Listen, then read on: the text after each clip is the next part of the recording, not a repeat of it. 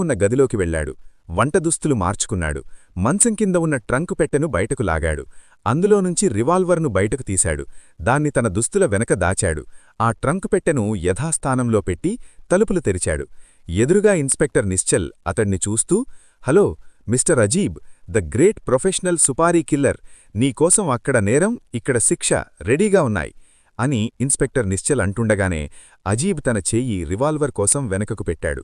వంటవాడి రూపంలో ఉన్న అజీబ్ను అదుపులోకి తీసుకున్నారు. అజీబ్ ఒక ప్రొఫెషనల్ కిల్లర్.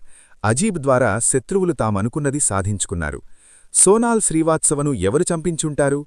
కోట్లకు పడగలెత్తినవారికి శత్రువులు ఎవరుంటారు?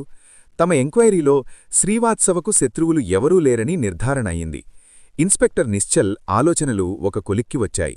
వెంటనే ఎవరికో ఫోన్ చేశాడు. తనకు సోనాల్ ఫోన్ కాల్ రికార్డ్స్ కావాలని చెప్పాడు. అందుకోసం ఎదురుచూస్తూ ఉండిపోయాడు.